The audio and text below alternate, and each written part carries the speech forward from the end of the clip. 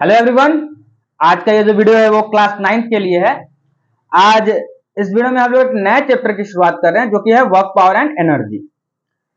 हमारे class 9th के syllabus में सबसे पहला चैप्टर है हमारा वर्क पावर, सबसे पहला हमारा चैप्टर रहता है मोशन, दूसरा force and laws of motion, तीसरा ग्रेविटेशन, और उसी के साथ साथ एक और चैप्टर पैरेलली चलता है जिसको हम लोग बोलते हैं फ्लोटेशन।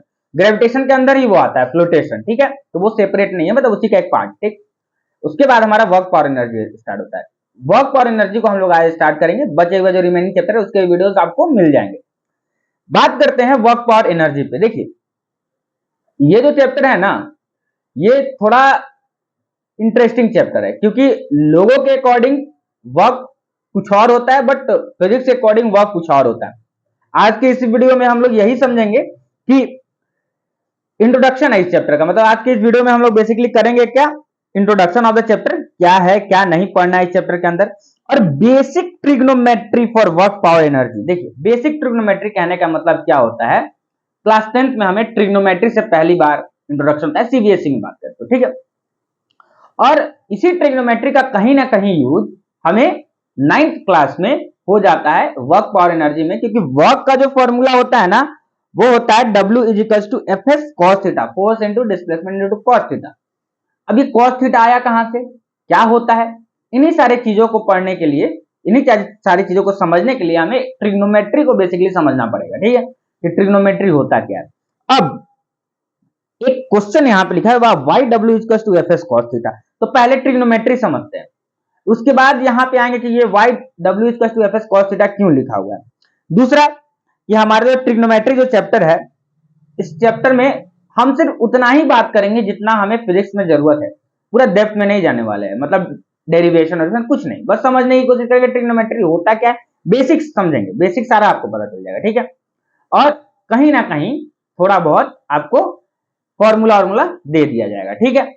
चलिए, तो शुरुआत करते हैं सबसे पहले इंट्रोडक्शन ऑफ दिस चैप्टर।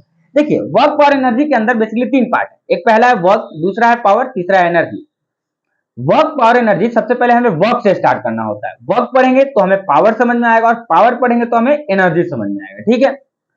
बात रही वर्क को हमें डील कैसे करना है, पढ़ना कैसे, तो देखिए इस चैप्टर के अंदर हम लोग क्या करेंगे ना, पूरा वर्क एक पार्ट में पढ़ेंगे, फिर पूरा पावर एक पार्ट में पढ़ेंगे, फिर पूरा पावर एनर्जी एक पार्ट में पढ़ेंगे।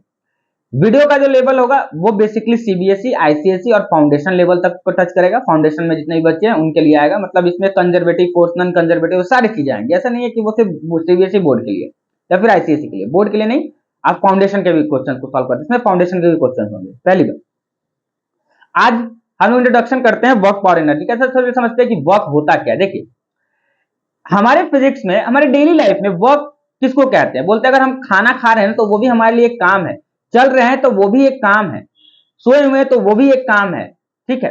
हम कुछ भी करते हैं ना, अगर मूवमेंट करते हैं तो हम बोलते हैं कि बेसिकली काम कर रहे हैं, तो चल रहे हैं, घूम रहे हैं, फिर रहे हैं, दौड़ रहे हैं, नाच रहे हैं, गा रहे हैं, सब एक काम है।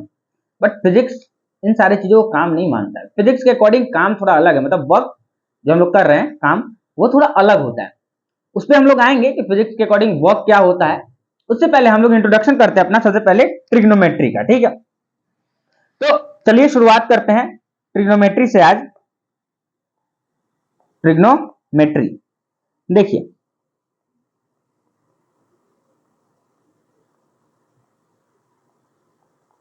ट्रिग्नोमेट्री, तो सबसे पहली बात, ट्रिग्नोमेट्री होता क्या है, तो देखिए, it is a it is the branch of mathematics,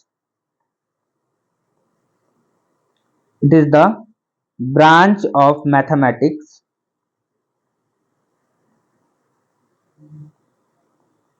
it is the branch of mathematics in which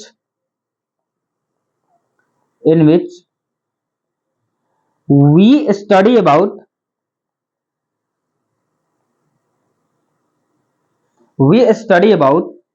relation between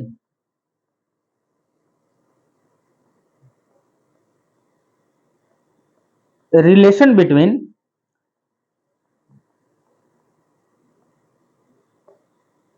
side and angle of right angle triangle.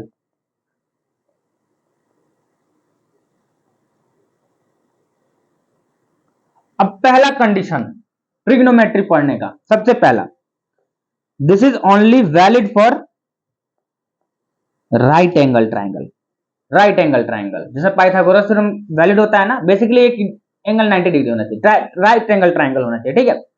Trigonometry तभी वैलिड है जब ट्राइंगल कैसा है, राइट एंगल ट्राइंगल। किसी पे trigonometry valid नहीं, obtuse हो गया, स्केलेन ट्राइंगल है, और भी जितने सारे ट्राइंगल है, इनमें हम लोग बात नहीं करते हैं ट्रिग्नोमेट्री। ट्रिग्नोमेट्री सिर्फ होता है तो राइट एंगल ट्राइंगल, मतलब कंडीशन है हमारा सबसे पहला कि ट्राइंगल जो होना चाहिए वो होना चाहिए राइट एंगल, दूसरा कोई ट्राइंगल पे ट्रिग्नोमेट्री वैलिड नहीं है, ठीक है।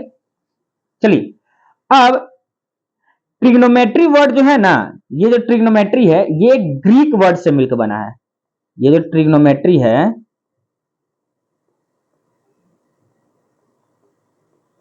ट्रिग्नोमेट्री इज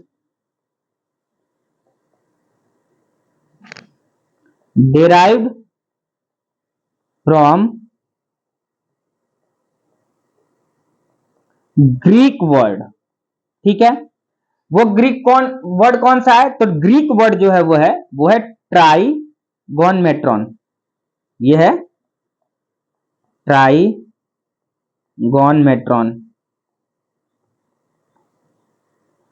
ठीक है।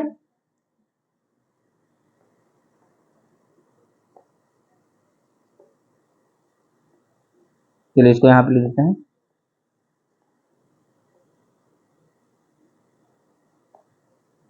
ठीक है। ये ट्राइगोनमेट्रॉन से मिलकर बना हुआ, बेसिकली ट्राइगोनमेट्रॉन जो है वो हमारा 3 लेटर से मिलकर बना है, ट्राई गोन मेट्रॉन। ट्राई वर्ड का मतलब क्या होता है, ट्राई वर्ड का मतलब होता है 3,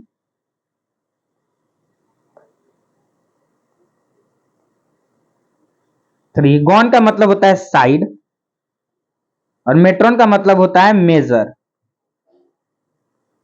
ठीक है। ट्राइगोन मेट्रॉन मेजर। अब 3 साइड मेजर, एक ऐसा फिगर जिसमें 3 साइड हो, कौन सा होता है वो, कौन सा होता है, ट्राइंगल। बेसिकली हमें ट्राइंगल के बारे में इस चैप्टर के अंदर पढ़ना है, तो ये ट्राइंगल एक टाइप का राइट एंगल ट्राइंगल के लिए स्पेशल केस है एक टाइप का, ठीक है। चलिए अब हमने इतना तो बात कर लिया ना, इसमें 3 साइड मेजर होते हैं ना, 3 साइड मेजर बेसिकली। और ये कंडीशन क्या है ट्रिग्नोमेट्री का, कंडीशन है हमारा right angle triangle condition. Condition condition ये है, it is valid only valid in right angle triangle. Condition ये ट्रिग्नोमेट्री वैलिड होना चाहिए, वो राइट एंगल ट्राइंगल में ही वैलिड रहेगा, दूसरा कहीं वैलिड नहीं होता, ठीक है। चलो आगे समझते हैं, अब थोड़ा सा राइट एंगल ट्राइंगल के बारे में ना हम लोग थोड़ा जान लेते हैं कि राइट एंगल ट्राइंगल होता क्या है।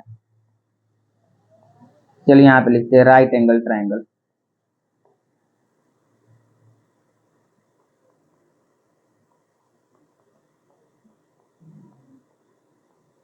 राइट एंगल ट्राइंगल,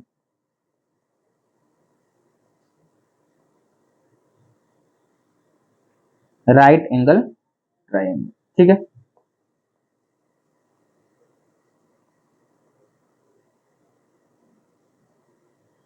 चल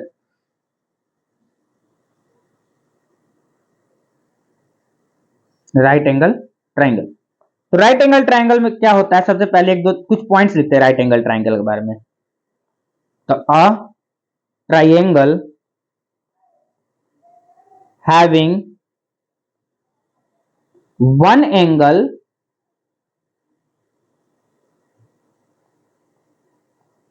equal to 90 degree is called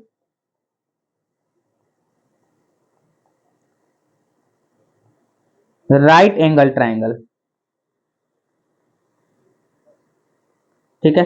मतलब एक ऐसा ट्राइंगल जिसमें एक एंगल कैसा हो हमारा 90 डिग्री हो, उसको हम लोग क्या बोलते हैं, राइट एंगल ट्राइंगल बोलते हैं। एक एंगल तो 90 डिग्री हो गया, बच गया 2 एंगल, तो यहां पे उसके बारे में लिखते हैं the sum of other to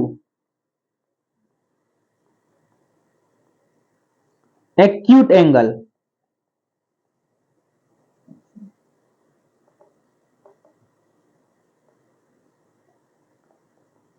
other to acute angle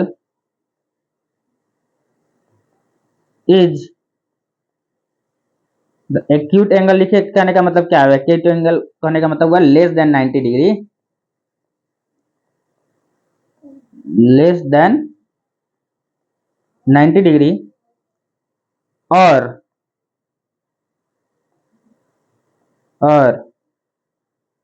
both acute angle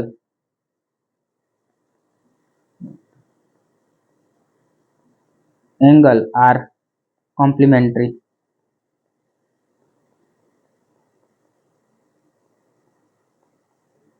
कहने का मतलब क्या है, जरा ये चीज को समझना। देखिए ट्राइंगल है तो तीन साइड होंगे, तीन एंगल भी होंगे। तीन एंगल में से एक एंगल तो 90 डिग्री हो गया, बच गया कितना? 180 में से 90 घटा तो बचा 90 डिग्री। यानी जो दो एंगल होगा ना, उन दोनों एंगल का सम 90 डिग्री के बराबर होना चाहिए।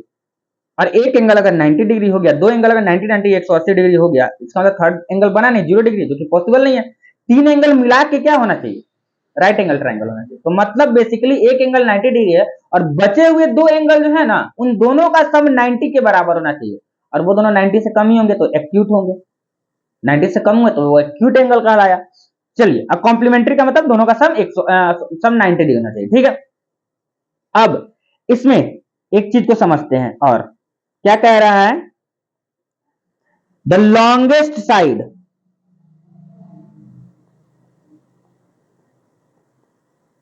The longest side of triangle is called hypotenuse. बात खत्म यहीं पे।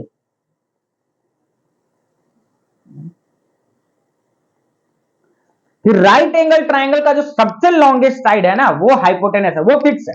जो सबसे लॉन्गेस्ट साइड होगा वो हाइपोटेनस कहलाता है, उसमें कोई चेंज नहीं होते है, ठीक है। आगे देखिए इसमें, द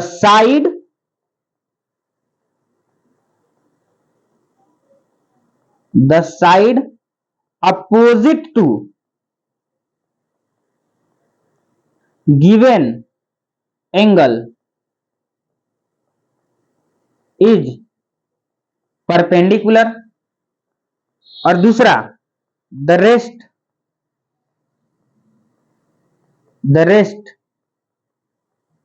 साइड इज बेस, ठीक है। समझते हैं ये बात बेसिकली कहना क्या चाहता है। The rest side is base, ठीक है।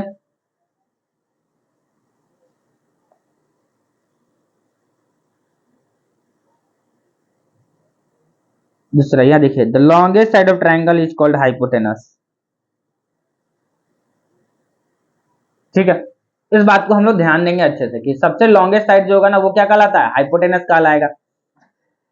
सबसे लॉन्गेस्ट, अभी फिगर से समझते हैं इस चीज को, फिगर से समझते हैं, ज्यादा फिगर से अच्छे समझेंगे। मान लेते हैं हमने एक राइट एंगल ट्राइंगल को ड्रॉ किया। चलिए एक राइट एंगल ट्राइंगल को ड्रॉ कर रहे हैं, इधर ही ड्रॉ करते हैं नए पेज। चलिए आए थे, एक राइट एंगल ट्राइंगल को ड्रॉ किया जाए।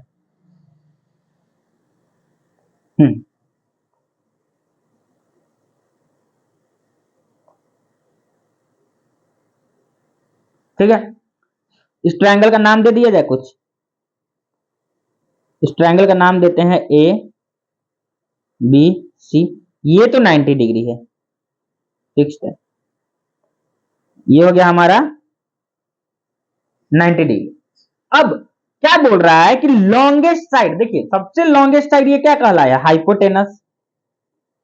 ये सबसे लॉन्गेस्ट साइड है तो ये हो गया हाइपोटेनस। सबसे लॉन्गेस्ट साइड जो हुआ है हमारा, वो क्या है? वो है हाइपोटेनस। समझ में आया? चलिए देखिए,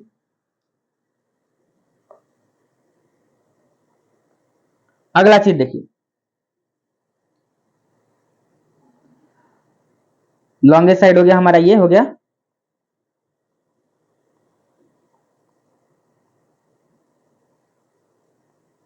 हाइपोटेनस। अब क्या कह रहा है, लॉन्गेस्ट साइड है हाइपोटेनस। अब गिवन एंगल, अगर इसमें दिया हुआ कोई एक एंगल है, इस पे यहां पे भी एक एंगल दे सकते हैं हम, चाहे तो एक एंगल यहां पे भी हम दे सकते हैं और एक एंगल तो यहां पे भी दे सकते हैं। गिवन एंगल के जस्ट अपोजिट वाला साइड हमारा क्या होता है, क्या होता है, परपेंडिकुलर। गिवन एंगल देखिए यहां पे, the side opposite to given angle is perpendicular, simple सी बात है। अब डिपेंड देखिए, हाइपोटेनस फिक्स होता है किसी भी राइट एंगल ट्रायंगल में, लॉन्गेस्ट साइड बच गया बेस और क्या, परपेंडिकुलर। तो ये चेंज होता है, बेस और परपेंडिकुलर हमारा जो होता है ना वो बेसिकली चेंज होता है, ठीक है। अब जरा ध्यान से देखिए, मान लेते हैं कि इस ट्रायंगल में हम ये दे देते हैं एंगल, इस एंगल का नाम क्या हम दे देते हैं, कुछ भी, मतलब यहां पे एक एंगल है थीटा। तो गिवन एंगल के जस्ट अपोजिट का साइड, मतलब ये एंगल है ना हमारा, इसके जस्ट अपोजिट का साइड ये हमारा क्या कहलाएगा, देखिए गिवन एंगल के the side opposite to the given angle is perpendicular. इसका मतलब ये इस केस में हमारा क्या हो जाएगा, ये इस केस में हो जाएगा हमारा परपेंडिकुलर, समझ में आया। दूसरा रेस्ट साइड, बचा हुआ जो साइड है ना वो हमारा क्या हो जाएगा, बेस। ना इस केस में बेस ये हुआ, यानी कि किसी भी राइट एंगल ट्रायंगल में जो सबसे लॉन्गेस्ट साइड है वो हमारा हाइपोटेनस है।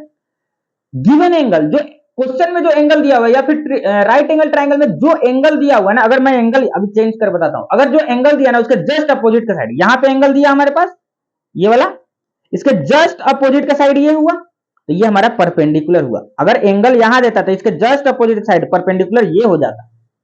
बात समझ में आ रहा है। चलिए अब जरा इसी को थोड़ा चेंज करते हैं, इसको थोड़ा सा अब चेंज करते हैं। जैसे कि मान लेते हैं, इसको थोड़ा छोटा कर देते हैं सबसे पहले,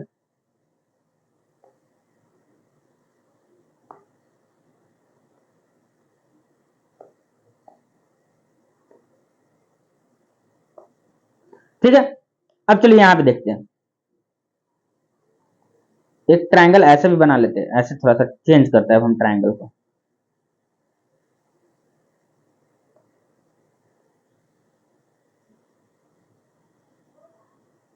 ठीक है। और ये तो हमारा क्या हो जाएगा, राइट एंगल ट्रायंगल होगा, 90 डिग्री होगा। चलिए नाम देते हैं। अच्छा, ये दिए हुए एंगल क्या बोलते हैं, ये तो 90 डिग्री हो गया। अब इस केस में ना हम ये एंगल दे देते हैं, लीजिए ये एंगल दे देते हैं, ये एंगल कुछ ना कुछ एंगल होगा थीटा। ये थीटा बेसिकली एंगल का रिप्रेजेंटेशन, ठीक है। चलिए अब इस दिए हुए एंगल के जस्ट अपोजिट का साइड क्या होगा, परपेंडिकुलर। इस केस में परपेंडिकुलर हमारा कौन हो गया भाई, इस केस में हमारा परपेंडिकुलर तो ये हो गया, ठीक है। और रेस्ट साइड जो हमारा क्या हो गया, हाइपोटेनस। और ये जो लॉन्गेस्ट साइड था ये क्या था, सॉरी सॉरी सॉरी, रेस्ट हमारा साइड हो गया क्या, बेस। और ये क्या हमारा हो गया, हाइपोटेनस, ठीक है, हाइपोटेनस। ये बात समझ में आया कि किसी भी राइट एंगल ट्रायंगल में सॉरी क्या बोलते हैं, लॉन्गेस्ट साइड जो हाइपोटेनस का है वो तो फिक्स है, बच क्या जाता है, चेंज क्या होता है हमारा, चेंज क्या होता है, बेस और परपेंडिकुलर चेंज होता है। इसी में सेम फिगर में अब हम क्या करते हैं ना, इस फिगर को कॉपी करते हैं, देखिए कॉपी करते हैं, ठीक है। यहां पे अब थोड़ा चेंज करते हैं इस चीज को,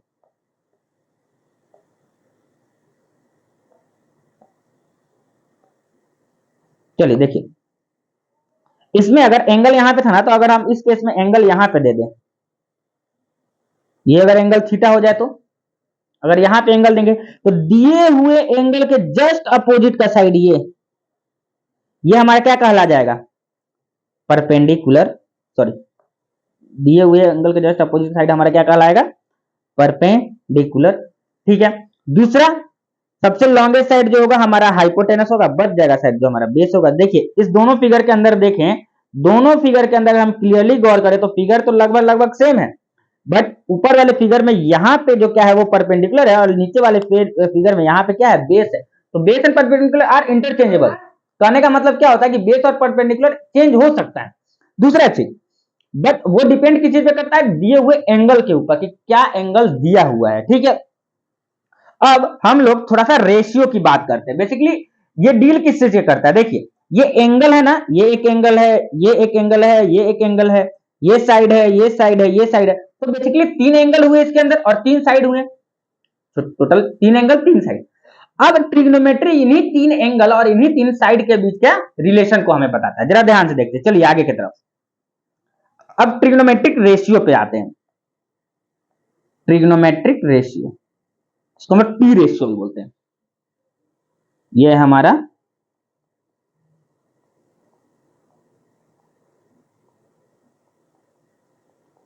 ट्रिग्नोमेट्रिक रेशियो। रेशियो समझ रहे हैं क्यों? क्योंकि साइड का हमें रेशियो लेना है। चलिए देखिए, सबसे पहले हमारे पास 6 ट्रिग्नोमेट्रिक रेशियो है बेसिकली। कितने हैं? 6 ट्रिग्नोमेट्रिक रेशियो। तो सबसे पहले नाम देते हैं उसको हम। पहला ट्रिग्नोमेट्रिक रेशियो है हमारा साइन थीटा,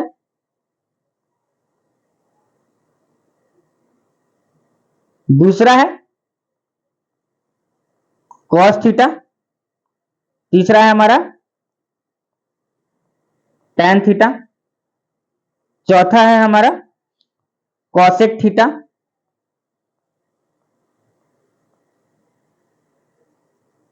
चलिए इधर लिखते हो, पांचवा है हमारा सेक थीटा,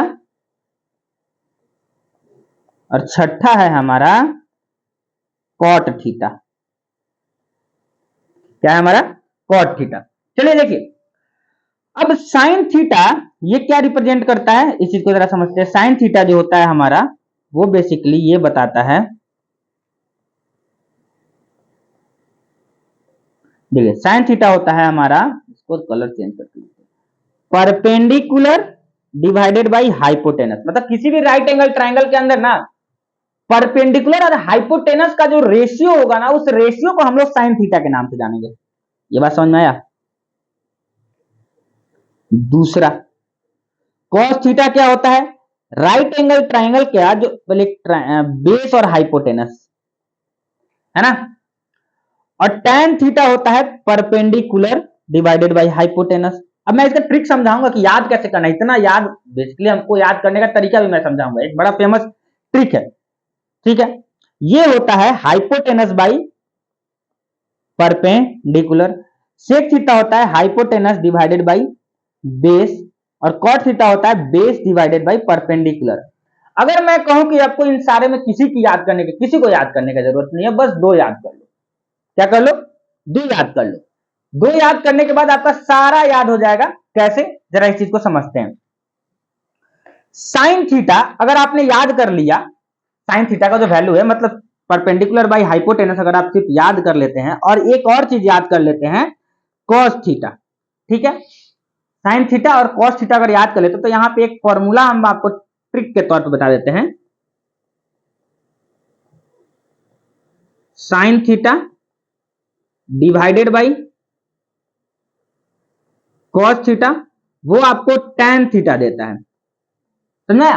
साइन थीटा को टैन थीटा से डिवाइड करेंगे तो आपको कॉस थीटा देगा। मतलब कि चेक कीजिए कॉस थीटा कैसे आ रहा है। साइन थीटा का वैल्यू कितना है? साइन थीटा का वैल्यू है परपेंडिकुलर बाई हाइपोटेनस। अगर इसको हम डिवाइड कर दें बेस बाई हाइपोटेनस से, सॉरी हाँ, बेस बाई हाइपोटेनस से, तो ये क्या आएगा जरा सोचिए जरा। इसको अगर डिवाइड किया जाए तो ये बेसिकली हमारा हो जाएगा, यहां परपेंडिकुलर बाई हाइपोटेनस नहीं, सॉरी परपेंडिकुलर बाई बेस होना चाहिए था, सॉरी परपेंडिकुलर बाई बेस होना चाहिए, ये गलती हो गया। ये हाइपोटेनस बाई परपेंडिकुलर ये सही है, हाइपोटेनस बाई बेस सही है, बेस बाई परपेंडिकुलर, हाँ यहां पे बस परपेंडिकुलर बाई बेस। तो अगर टैन थीटा, इससे ये खत्म हो जाएगा तो बच क्या जाएगा? Perpendicular by base. तो हमारा आ रहा है कि नहीं perpendicular by base, perpendicular divided by base. समझ में आया? तो हमें करना बस यही है कि इस दो को याद कर लेना। अब बात रहा कि दो को याद करेंगे, तीसरा हमें मिल गया, साइन थीटा याद कर लिया, कॉस थीटा मिल गया। साइन थीटा को डिवाइड कर देंगे कॉस थीटा से तो टैन थीटा मिल जाएगा। समझ में आया? अच्छा, साइन थीटा को डिवाइड कर देंगे कॉस थीटा से तो टैन थीटा मिल जाएगा।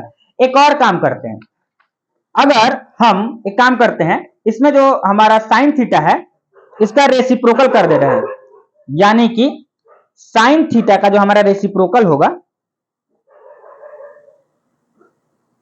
साइन थीटा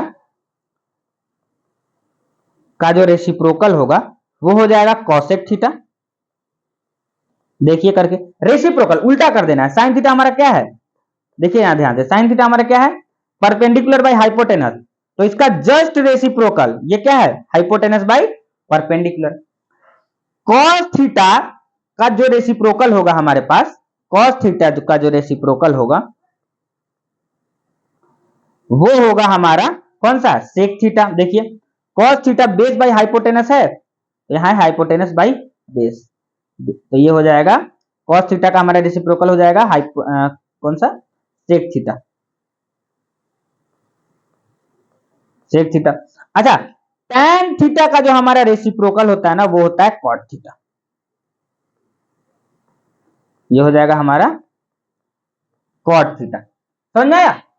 तो इतना रहा हमारा ट्रिग्नोमेट्री के अंदर बात। अब कुछ कुछ ट्रिक भी याद कर लेते हैं। देखिए ट्रिग्नोमेट्री में इन सारे वैल्यूज को याद करने के लिए हमें इतना दिमाग लगाने की जरूरत नहीं है, एक ट्रिक याद करते हैं। देखिए कैसे होता है ट्रिक को, आपको क्या कर लगना है ना, एक ट्रिक याद करना है कि पंडित बद्री प्रसाद हर हर बोल और सोना चांदी तोल। उस ट्रिक से मैक्सिमम लोग इसी ट्रिक से याद करते हैं, तो आपको याद करना है पंडित, देखिए कैसे, बद्री प्रसाद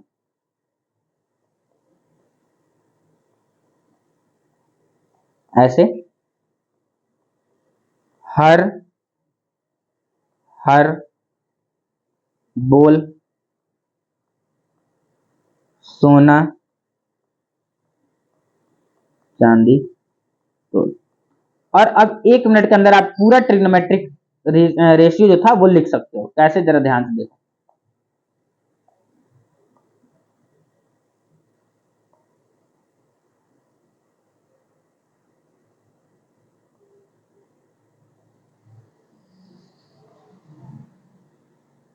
कैसे, देखिए जरा,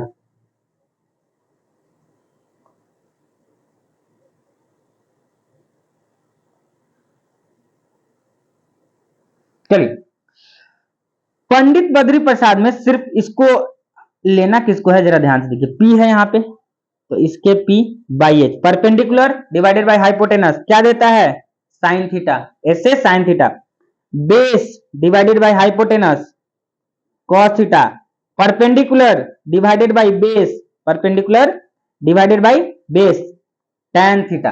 अब हमको पता है रेसिप्रोकल कर लेंगे, सिंपल सी बात है, अगर हमको साइन थीटा मिल चुका है तो उसका रेसिप्रोकल करेंगे तो क्या मिल जाएगा हमें, cos थीटा। अगर हमें cos थीटा साइन थीटा मिल, सॉरी साइन थीटा मिल चुका है तो उसका रेसिप्रोकल करेंगे तो cosec थीटा मिलेगा, cos थीटा का रेसिप्रोकल करेंगे तो sec थीटा मिलेगा, और tan थीटा का रेसिप्रोकल करेंगे तो cot थीटा मिल जाएगा। बेसिकली 6 ट्रिग्नोमेट्रिक मतलब 6 हो गया। अब इसमें भी कुछ कुछ वैल्यूज हमें याद करने होता है, जैसे कि साइन 60, साइन 90 किसी पर्टिकुलर एंगल पे, तो हम 90 तक यहाँ पे आज याद कर लेते हैं, 90 तक लिख लेते हैं। बेसिकली हमें जितना जरूरत है वो ये, ठीक है। चलिए लिखने की कोशिश करते हैं यहाँ पे हम लोग 90 तक के वैल्यू को। फिलहाल के लिए आप लोग बस इतना चीज को समझिए कि ये हो कैसे रहा है, ठीक है, ये सारा चीज समझ में आ गया। चलिए अगला हम लोग लिखते हैं साइन, मतलब साइन, बेसिकली वर्क का जो फॉर्मूला होता है ना, W is equal to F S cos theta, तो इसमें हमारा कॉस थीटा आता है ना, कॉस थीटा आता है। अब ये जो थीटा है ना ये है क्या, जरा समझिए, मतलब अगर साइन, इधर लिखते हैं हम लोग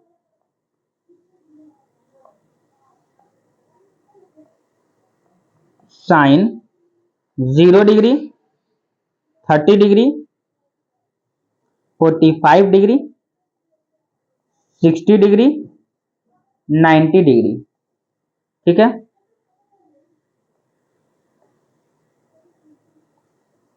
यहां होगा साइन नहीं कॉस थीटा, कॉस थीटा, ठीक है। चलिए कॉस 0 का वैल्यू बेसिकली होता है 1, कॉस 30 का वैल्यू होता है √3/2।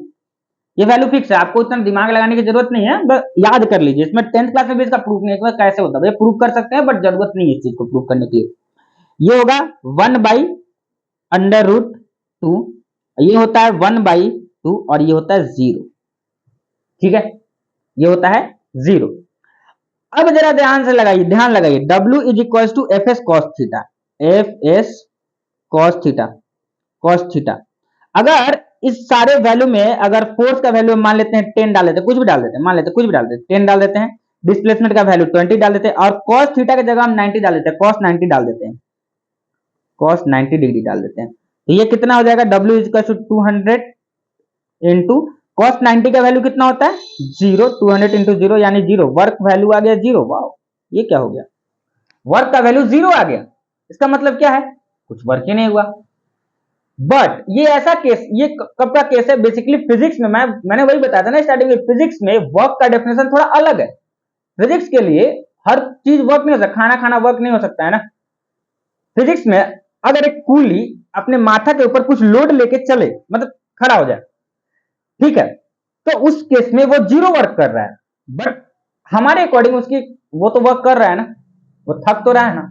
तो फिजिक्स में वर्क और डेली लाइफ में वर्क थोड़ा डिफरेंट होता है। हम लोग अगले वीडियो में इस चीज को बेसिकली बहुत डिटेल में समझेंगे। एक आज के लिए बस एक लास्ट सवाल, जैसे कि हमने पहले ही बताया था, वर्क का फॉर्मूला होता है W is equals to F into dot into cos theta, cos theta, F S cos theta, इसको लिख देंगे F S cos theta, F S cos theta.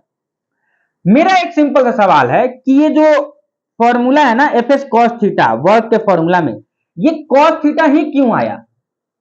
हमारे पास टोटल 6 ट्रिग्नोमेट्रिक फंक्शन है, साइन, कॉस, टैन, कॉसेक, सेक, cot, ये total 6 trigonometric function है ना, formula है ना हमारे पास, रेशियो है। तो ये कॉस ही क्यों आया, साइन क्यों नहीं आया, टैन क्यों नहीं आया, W equals to F S sine theta, F S tan theta, ये सब क्यों नहीं आया, ये कॉस ही क्यों आया? सवाल है ना, और इस सवाल का जवाब भी देना पड़ेगा कि जो वर्क का फॉर्मूला है उसमें कॉस क्यों आ रहा है, साइन, टैन, कॉट, कॉसेक से क्यों नहीं आ रहा है? तो इस सवाल का जवाब अगले वीडियो में मिलेगा, जहां पे हम लोग ये पढ़ेंगे कि वर्क क्या होता है। बेसिकली इंट्रोडक्शन, ये पार्ट 1 था। बेसिकली जो हमारा, ये वैल्यू को याद कीजिएगा, इस चैप्टर के इस वीडियो के अंदर हमारे लिए सबसे इंपॉर्टेंट ये चीज है कि समझना कि ये सारा चीज सब क्या कैसे होता है, कि ट्रिग्नोमेट्री के अंदर ये वैल्यू क्या होता है, कि कौन हाइपोटेनस होता है, कौन परपेंडिकुलर, कौन बेस, कौन चेंजेबल है, हाइपोटेनस फिक्स होता है हमेशा के लिए, बेस और परपेंडिकुलर इधर उधर हो जाता है। ट्रिग्नोमेट्री में बेसिकली कॉस थीटा का हमें जरूरत पड़ता है, बेस बाई हाइपोटेनस का वैल्यू होता है। बट 6 को हम लोग याद कर लेंगे, जो कि एक ट्रिक से, पंडित बद्री प्रसाद हर हर बोल सोना चांदी तोल। दूसरा है हमारे पास W equals to F S cos theta में हमारा जो कॉस थीटा है उसका कुछ पार्टिकुलर वैल्यू है।